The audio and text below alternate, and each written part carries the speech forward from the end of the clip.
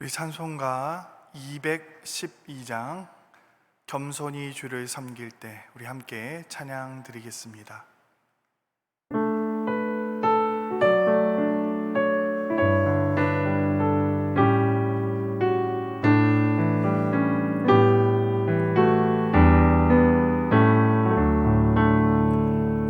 겸손히 주를 섬길 때 괴로우니 이만이나 그 주여 내게 힘주사 잘 감당하게 하소서. 인자한 말을 가지고 사람을 감화시키며 갈 길을 잃은 무리를 잘 인도하게 하소서. 구주의 귀한 인내를 깨달아 알게 하시고 굳건한 믿음 주셔서 늘 승리하게 하소서. 장래의 영광 비추사 소망이 되게 하시며 그 주와 함께 살면서 참 평강 얻게 하소서.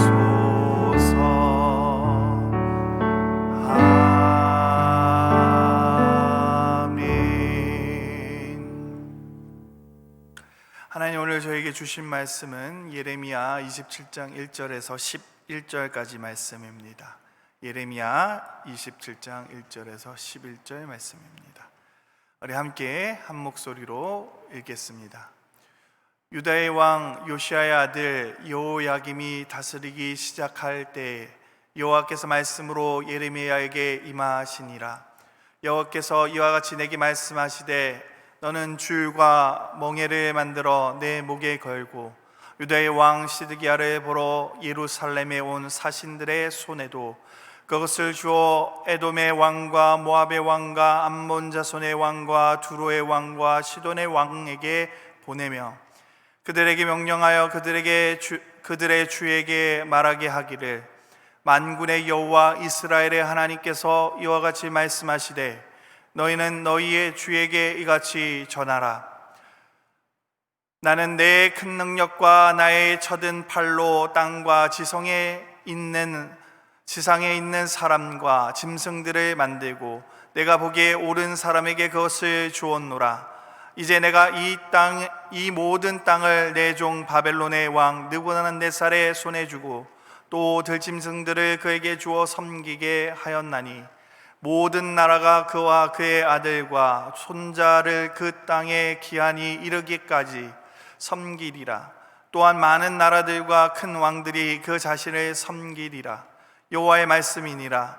바벨론의 왕 느부갓네살을 섬기지 아니하며 그 목으로 바벨론의 왕의 멍에를 매지 아니하는 백성과 나라는 내가 그들이 멸망하기까지 칼과 기근과 전염병으로 그 민족을 벌하리라. 너희는 너희 선지자나 복술가나 꿈꾸는 자나 술사나 요술자가 이르기를 너희가 바벨론의 왕을 섬기게 되지 아니하리라 하여도 너희는 듣지 말라. 그들은 너희에게 거짓을 예언하여 너희가 너희 땅에서 멀리 떠나게 하며 또 내가 너희를 몰아내게 하며 너희를 멸망하게 하느니라. 그러나 그 목으로 바벨론의 왕의 멍에를 메고 그를 섬기는 나라가 내가 그들을 그 땅에 머물러 밭을 갈며 거기서 살게 하리라 하셨다 하라. 여호와의 말씀이니라 하시니라. 아멘. 오늘 말씀을 먼저 보기 전에 함께 짚고 넘어가야 할 문제가 있습니다. 개역 개정 성경을 보면 1절 말씀을 보면 요시야의 아들 여호야김의 시대의 말씀을 주신 것처럼 말씀하고 있습니다. 하지만 3절과 12절 말씀을 보면 여호야김이 아닌 시드기야의 때임을 볼 수 있습니다. 이 부분을 종교개혁가 칼빈은 여호야김의 통치 시대 하나님께서 말씀을 주셨는데 그것을 품고 있다가 그때야 공표한 것이다 라고 이야기하기도 합니다. 하지만 대부분의 주석가들과 편집 과정을 함께 살펴본 사람들은 이 26장 1절 말씀을 실수로 중복해서 들어간 것이라고 봅니다. 26장 1절을 보면 오늘 본문 말씀 27장 1절 말씀과 동일한 내용이 들어가 있습니다. 중요한 것은 오늘 본문 말씀은 여호야김의 시대가 아니라 시드기야의 시대라고 보는 것이 맞다는 것이죠. 실제 고대 다른 번역본들과 오늘 본문 말씀을 살펴보면 시드기야라고 번역을 하게끔 되어 있습니다. 영어 성경 또한 시드기야 왕으로 그렇게 표현을 하고 있습니다. 한글 개역 개정만 이렇게 다르게 표기를 하고 있죠. 한국어 성경 중에도 다른 성경 본문을 보면 시드기야 왕으로 그렇게 표기를 하고 있습니다.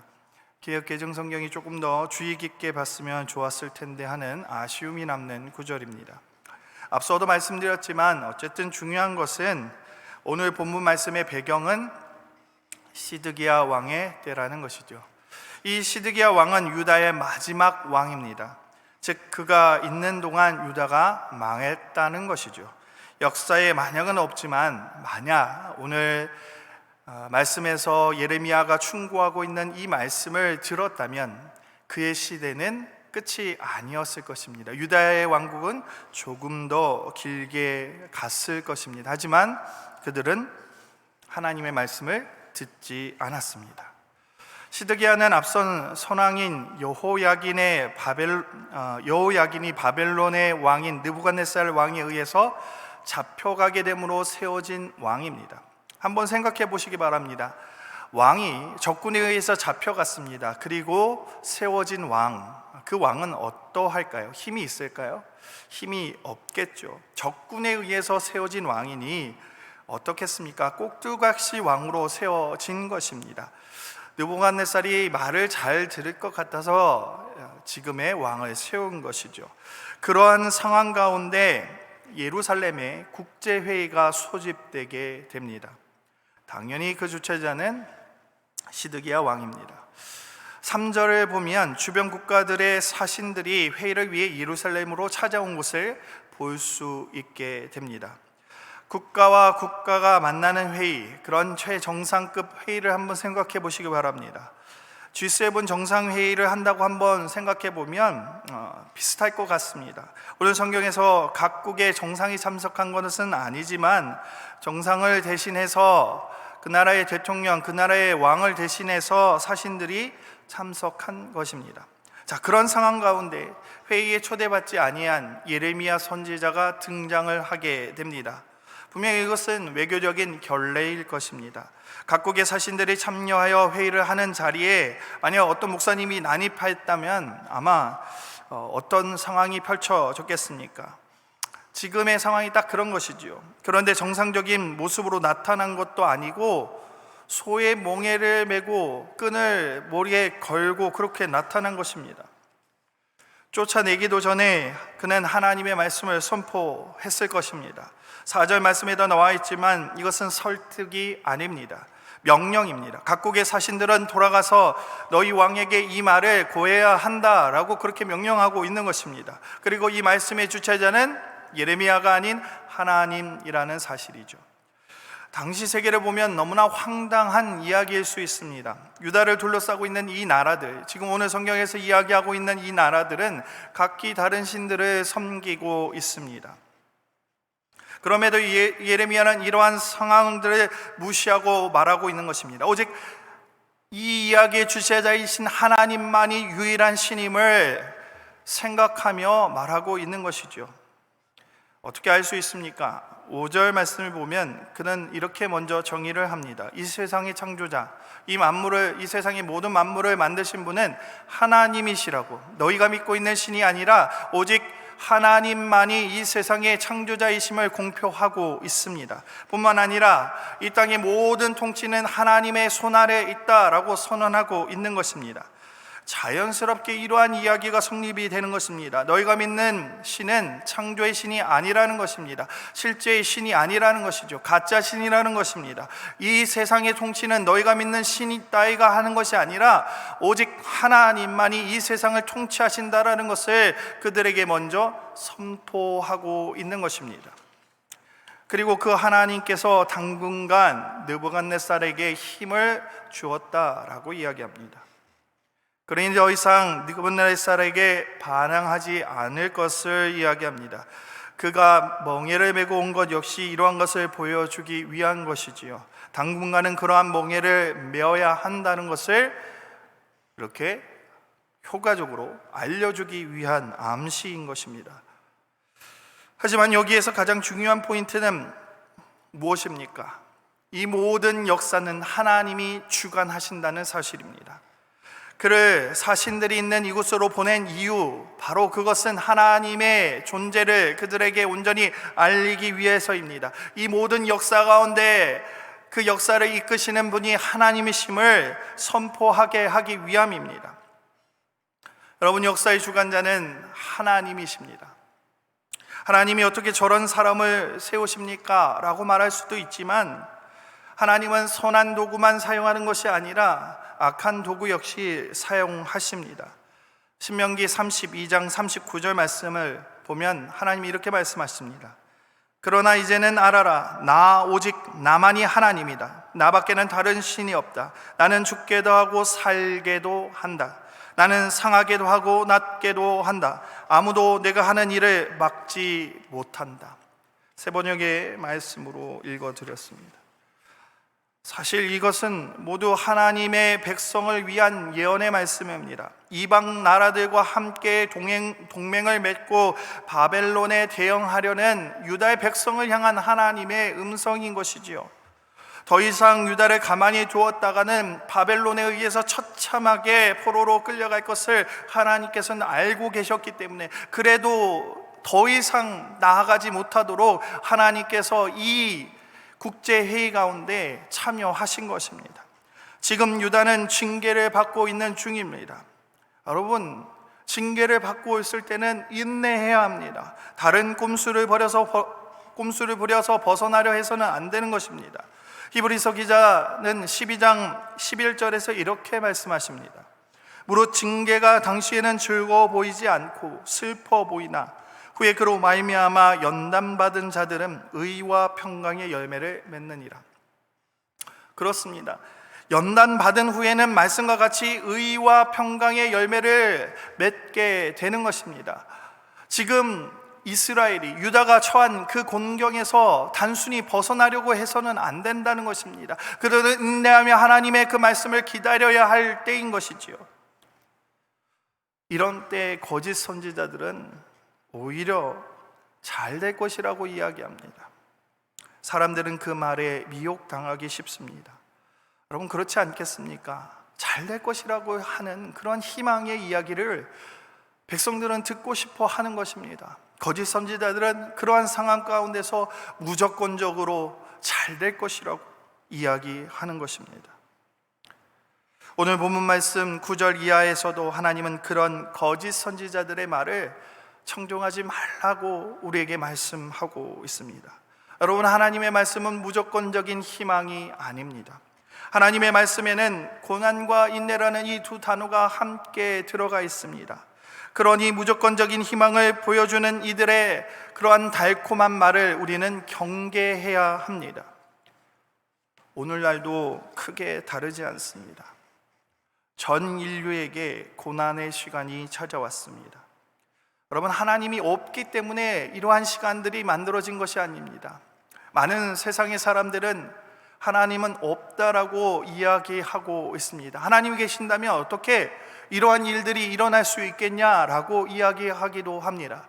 그러나 그런 것이 아닙니다. 하나님이 존재하지 않기 때문에 이러한 일들이 일어난 것은 아닙니다. 하나님은 여전히 이 세상의 주관자이고 역사의 주관자이십니다. 이 세상 만물의 모든 것은 하나님의 뜻 아래 있을 수밖에 없습니다. 오늘 본문 말씀에서 그것을 우리에게 분명하게 보여주고 있습니다. 그렇지만 이러한 고통이 주어진 것이 하나님이 나쁜 신이기 때문에 그런 것이 아닙니다. 하나님은 우리가 잘 되기를 원하십니다. 당신의 백성들이 정말 선한 길을 걸어가기를 원하십니다. 평안의 길을 걸어가기를 원하십니다. 이런 고통과 고난 가운데 있기를 원치 않으시는 분이 하나님이십니다. 하지만 유다의 백성들은 하나님을 저버렸습니다. 하나님이 아닌 다른 신들을 섬겼습니다. 그들을 쫓아갔습니다. 오늘 말씀에서 예레미야가 선언한 것과 다른 모습으로 나아가고 있는 것이죠. 그러니 이러한 고통, 바벨론에 의해서 침략을 당하는 이러한 고통은 하나님에 의해서 만들어진 것이 아니라는 것이죠. 이스라엘 백성들이 만들어 나간 것입니다. 유다의 백성들의 범죄로 인해 바벨론이라는 도구를 하나님이 사용할 수밖에 없었던 것입니다. 또한 바벨론으로 유다를 멸망시킬 계획을 가지고 계셨던 것이 아닙니다. 바벨론은 하나님의 백성을 더 좋은 길로 다시금 하나님의 백성으로 만들기 위한 도구일 뿐인 것입니다. 우리에게 일어난 일 역시 하나님이 인류를 고통스럽게 몰아가기 위한 것이 아닙니다. 그래서 바이러스를 하나님이 만드신 것이 아니라는 것이죠. 왜 이런 일이 일어났는지 우리는 정확히 알 수는 없습니다. 하지만 분명히 우리가 봐야 할 것은 왜 우리가 이러한 상황 가운데 있는가? 하나님의 그러한 경고의 메시지를 들을 필요가 있는 것입니다. 거짓 선지자들이 외치는 것처럼 이 모든 것은 그리스도인들과 상관없는 것이 아닌 것이죠. 그들이 외치는 것과 같이 무조건적으로 잘 될 것이라고, 이제 곧 나아질 것이라고, 그리스도인들은 이 병과는 상관없는 것이라고 그렇게 이야기하는 그들의 음성을 들어서는 안 될 것입니다. 우리가 무엇을 놓치고 있는지 지금 이 시간에 바라봐야 합니다. 고난 가운데 있는 유다의 백성들에게 예레미야는 희망의 메시지만을 전하지 않았습니다. 동일합니다. 이러한 시간 가운데, 이러한 고난과 고통의 시간 가운데 우리는 단순한 희망만을 바라봐서는 안 될 것입니다. 여러분 짐작하시겠지만 이 상황이 단번에 나아질 것 같지는 않습니다. 많은 시간이 우리에게 필요할 것 같습니다. 이럴 때일수록 우리는 더 조심스럽게 하나님의 뜻을 바라봐야 합니다. 단순히 좋아질 것이라는 희망의 메시지가 아니라 우리에겐 인내라는 단어가 필요할 때입니다. 견뎌내야 할 때입니다. 인내하며 우리를 돌아봐야 하는 시간이 바로 지금의 우리의 시간인 것입니다. 만나의 모든 성도들이 소망을 갖기를 소망합니다. 그렇지만 단순히 좋아질 거야가 아니라 정말 인내할 수 있는 가운데 하나님이 주신 그 소망을 붙들 수 있는 귀한 성도들이 되어질 것을 간절히 축원합니다. 고난 중에도 고통 중에도 하나님이 우리를 향하신 그 뜻을 온전히 볼 수 있는 만나의 성도들이 되어지기를 다시 한번 축원합니다. 오늘 말씀 가운데 하나님의 마음을 깨닫길 원합니다. 결국은 온 인류 가운데서 하나님께서 선택하신 그 하나님의 백성들이 더 선한 길로 나아가기를 원하시는 그 하나님의 마음, 지금은 인내해야 된다라고 그렇게 외치면서도 당신의 백성들을 위해서 좋은 길로 인도하시기를 원하시는 그 하나님의 마음을 깨달을 수 있는 저와 여러분 되어지기를 다시 한번 축원합니다. 우리 함께 기도하며 나아가겠습니다. 할렐루야. 하나님, 너무나 고통스럽습니다. 너무나 마음이 아픕니다. 하나님, 우리의 현실이 순식간에 지나가기를 원했습니다. 그럴 줄 알았습니다. 그러나 우리의 상황은 점점 어려워지고 있습니다. 주님, 만나의 모든 성도들이 소망을 놓지 않기를 바랍니다. 그러나 단순한 소망이 아니라 곧 나아질 것이라는 그러한 단순한 소망이 아니라 인내하며 하나님의 뜻을 온전히 발견할 수 있기를 간절히 소망합니다. 이런 때에 거짓 선지자들은 더욱더 판을 칩니다. 하나님, 주님의 말씀을 온전히 분별할 수 있는 그러한 힘을 허락하여 주시옵소서. 이 세상 가운데 하나님의 뜻을 온전히 드러낼 수 있는 만나의 성도들 되어질 수 있도록 주님 도와주시옵소서. 하나님, 고통 중에 있는 이들이 있습니다. 하나님, 그들과 함께하여 주시고 정말 하나님의 그 사랑과 은혜 가운데 그들의 삶을 붙들을 수 있도록 주님 도와주시옵소서. 또한 스스로 회복 중에 있는 우리 탁계성 권사님과 사무엘 성도 위에 주님 함께하여 주시고 그들이 오직 주님을 붙들고 하나님 이 아픔과 고통의 시간 인내하며 주님을 바라볼 수 있도록 주여 도와주시옵소서. 너무나 감사합니다. 우리와 함께 하신 그 주님을 바라봅니다. 이 고난과 고통 중에도 우리와 함께 하시는 그 주님의 은혜로 견뎌낼 수 있도록 주여 도와주시옵소서. 감사합니다. 사랑합니다. 예수님의 이름으로 기도드립니다. 아멘.